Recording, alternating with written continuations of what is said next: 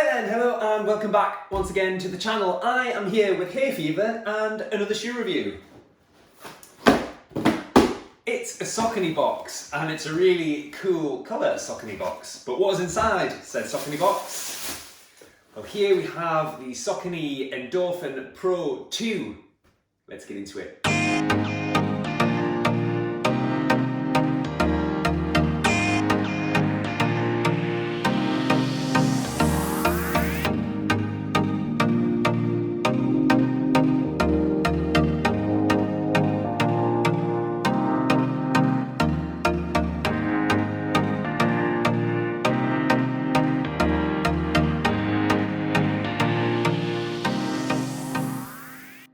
Now then, the Saucony Endorphin series appeared on our radars probably around about a little earlier than this time last year. They suddenly came out with this shoe that had some awesome colourways that just captured everyone's eyes and everybody's hearts. I picked up the Endorphin Speed. It very, very quickly became my favourite shoe of 2020. I do also have a pair of Endorphin Speed 2, which I'm going to review at some point in the very near future, so please keep an eye out for that. So once people started to get onto the fact that the Endorphin series was absolutely awesome, they became very, very difficult to get hold of very quickly. I thankfully managed to pick up a pair of the Endorphin Speed. I didn't manage to get a pair of the Endorphin Pro until earlier in 2021, first week of January, I managed to find a pair, bought it, got injured, and I've only done one run in that shoe since then. The Endorphin Pro 2 subsequently came out, and so I now have a pair of Endorphin Pro 1 that doesn't have a great deal of miles in, and now the Endorphin Pro 2 as well. So, onto the Endorphin Pro 1, and here's one I prepared earlier. The mutant colourway of the Endorphin series was just absolutely awesome. Super eye-catching, really 80s and retro, and really just stood out and captured the attention of many, many people, including me. So the new colourways are equally as insane. This checkered flag look, I think, is absolutely awesome. Again, really eye-catching, a bit of a different vibe to the 80s mutant colourway, but nonetheless, a really cool colourway. And it's a bit of hit and miss. Some people love it, some people hate it. So like I said, I've only done one run, I think, in the Endorphin 1, so I haven't got a huge amount of miles in this in order to be able to compare like for like. Now the main change since the Endorphin Pro 1 is an amendment to the upper. They've got this updated mesh pattern for additional breathability around the top of the shoe. What it also has is some additional support for a snugger heel fit around the rear of the shoe as well. The Endorphin Pro 1 is quite floppy. This has got a little bit of extra rigidity for that little bit of extra stability and security. And also in the laces, it's got this lace loop halfway up just to give you a little bit more of a secure locked-in fit. The laces are also anti-slip laces, so they're not going to come undone during the run. Aside from that, in terms of the midsole, it's like for like. We've got the Power Run PB midsole, which is a really light and springy midsole. It feels incredible in the Endorphin Speed. And you've got a full-length S-curve carbon fibre plate, which is going to give you that propulsion for race day. This is the high end of the Endorphin series. You've got the Endorphin Shift, which is sort of your everyday trainer. You have the Endorphin Speed, which is sort of your mid-tier, your tempo shoe, interval training, that kind of thing. And you've got the Endorphin Pro, which is really your racer. This is a carbon fibre race day shoe that is going to go up against the likes of the Vaporfly Next% on the start line of those races. Now then, in terms of how they look and feel, I've already touched on the colourway. I think this checkered flag, I really like it personally. It's a bit of a Marmite shoe. It's divided opinion since it first started appearing in images on social media a couple of months ago. I personally think it's really cool. You've got a checkered flag running on the outside of the shoe and you've got sort of white in the middle combined with a contrasting Saucony logo on either side. You've got Endorphin Pro 2 written on the upper there, and it's contrasting quite nicely with the bright blue laces, which ties in with the middle section of the outsole and the yellow bit of the outsole. So yeah, some really cool colours going on, and I think overall it's a really great design. So just jumping into some of the features then, and as always, what I'm not going to do is to talk too much about tech specs, height, drop, that sort of thing. There are plenty of other YouTube reviews out there which go into all of those sort of details. As always, what my primary interest is, how do they look, how do they feel on foot, and how do they perform during that first run? Because if all three of those things are great, then overall it's a great shoe, and that's what's most important to me. So just the upper then, so it's a nice breathable upper. Like I said, they've got this updated mesh pattern. It's fairly flexible, it's fairly light, it's a single layer. You've got an ever so slightly reinforced area around the toe box here just to protect the material a little bit. Around the rear, you've got a bit of a reinforcement there. There's not a great deal of cushioning. There's an ever so slight bit where the Achilles is, but not a huge amount, probably just to save weight. This is really a race day shoe, it's not an everyday shoe. The tongue is gusseted, so it's attached inside, so it's not going to be slipping and sliding all over the place. You've got a fairly traditional lacing system, so you've got a bunch of eyelets with this additional loop in the middle for that added security of fit that I mentioned, and then at the top you've got a double eyelet which allows you to apply the runner's knot. Now, for anybody that doesn't already know, I'm a huge fan of the runner's knot. I'll put an instructional video up on the screen somewhere around about here which tells you how to apply the runner's knot.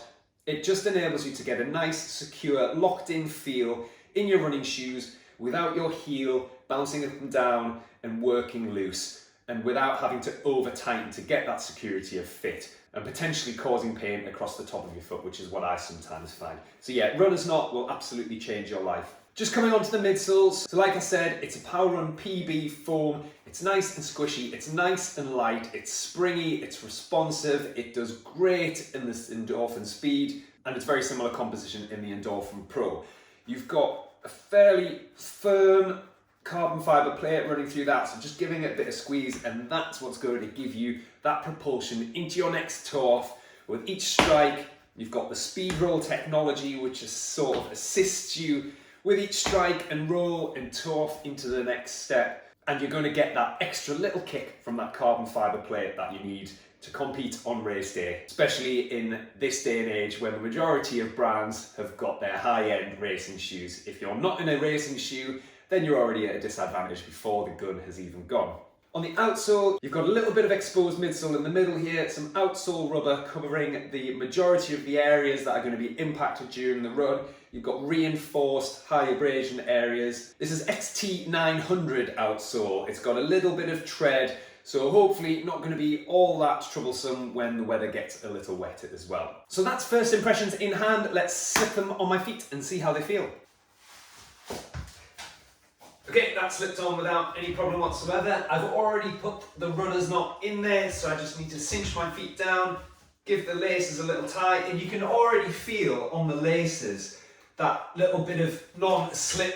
It's almost like slightly rugged, the lace itself, so you can feel that it's not going to just slip loose during the run. Right, so in terms of fit, I've gone for a UK 13, which is what I opt for in the majority of my running shoes. I've got a nice thumbnails width around the front of my foot there.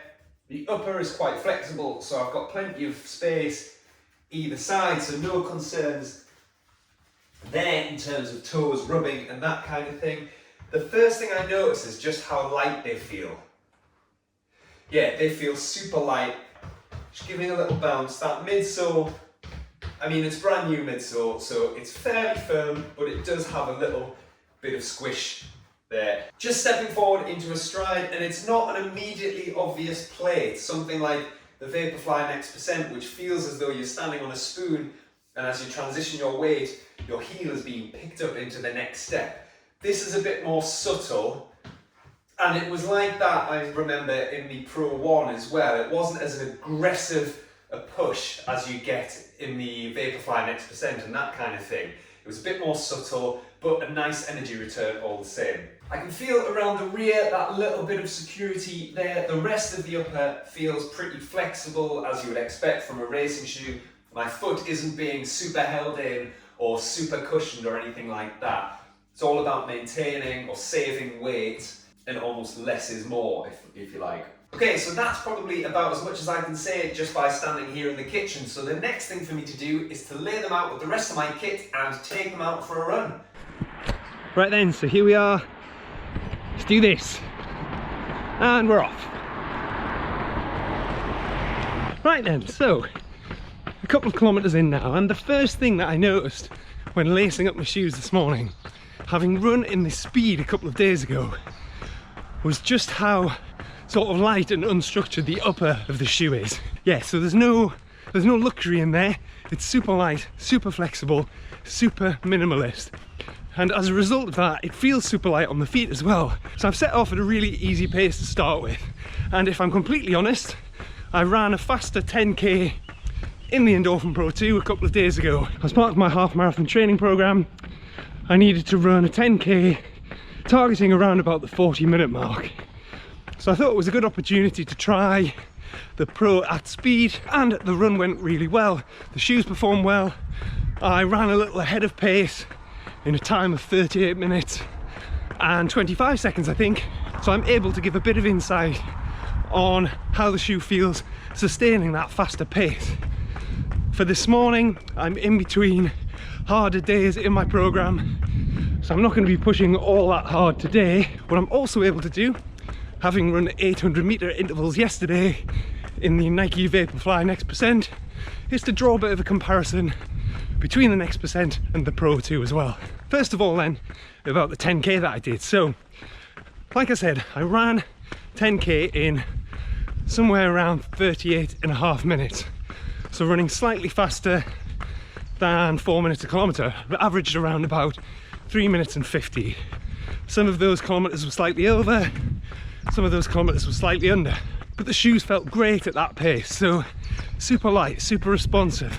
The thing I love about this shoe and the Endorphin Speed 2, and one that I mentioned on my recent review of that shoe, is the way it makes you feel as though you're running. You feel as though your form is fantastic, gives you a nice turnover.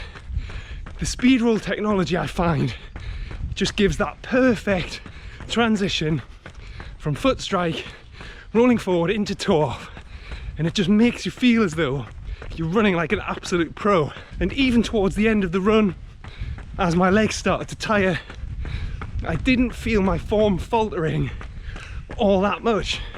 So a great shoe for feeling great while you run.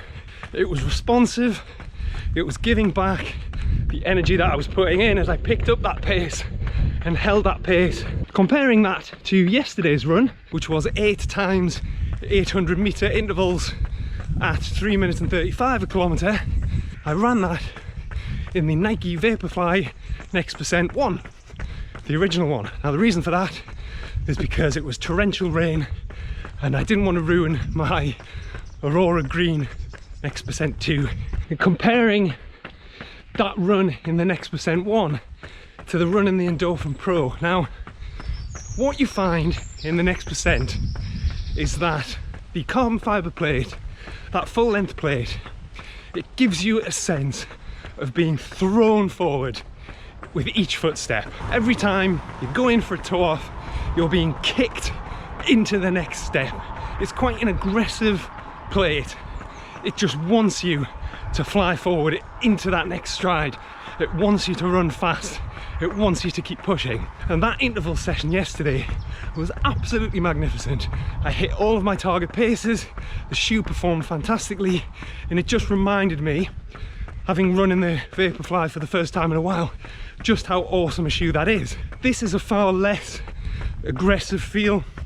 I don't feel as though I'm being thrown into the next step, being kicked into gear, wanting to take off and fly into outer space. What I feel like is that it's sort of me doing the majority of the work in a good way, not a bad way, but the shoe is just accompanying that. It's assisting, it's like a personal assistant. It's not taking the lead for you. So yes, I think when it were to come down to a race day selection, I think the Vaporfly over the shorter distances, 10k, 5k, even up to half marathon, if I were reaching for a pair of shoes for those runs, I'd probably be reaching for the Vaporfly.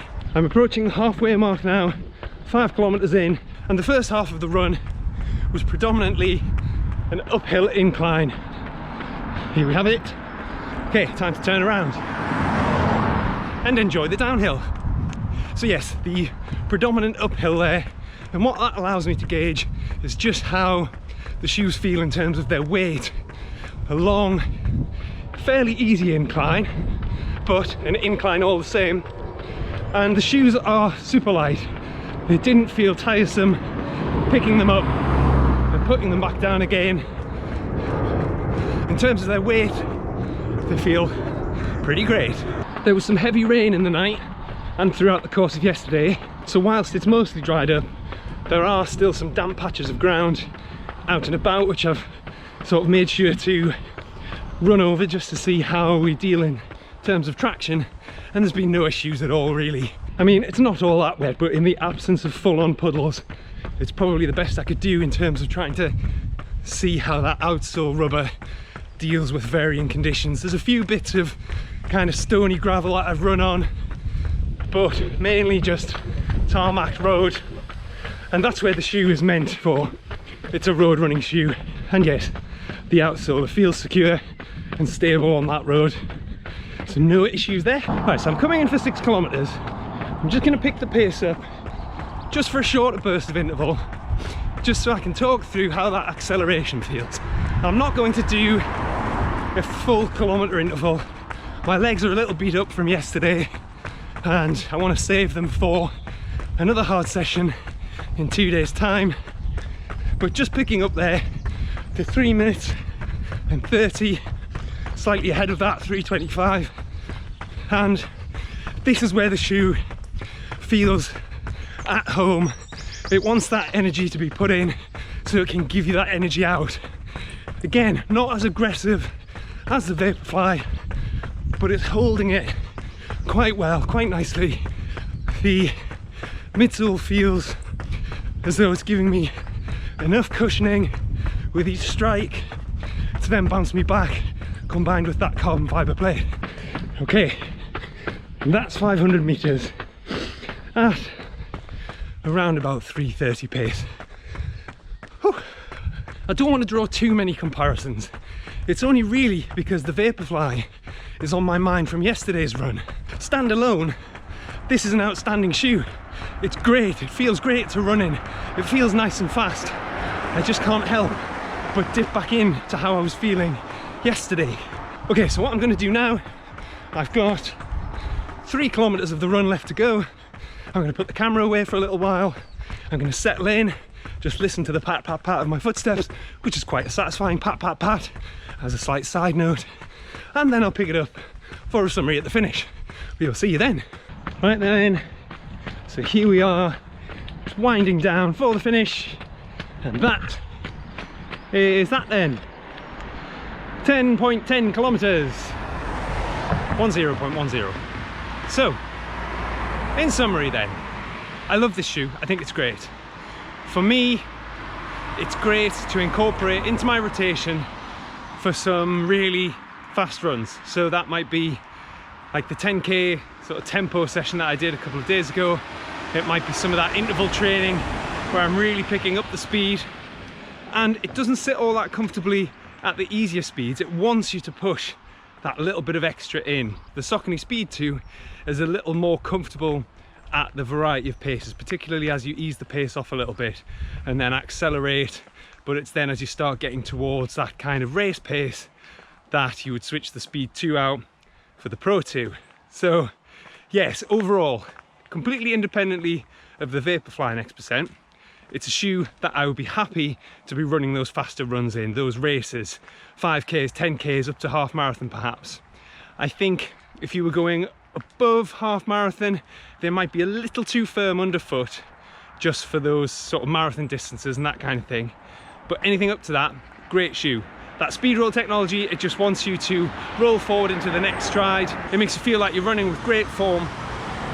Overall, great shoe, and one that I'm really happy to have in my rotation. So there you go. Thank you very much for watching. Comment, like, subscribe, all of that sort of great stuff. Share this video with all of your friends, and I look forward to seeing you on the next one. Yo!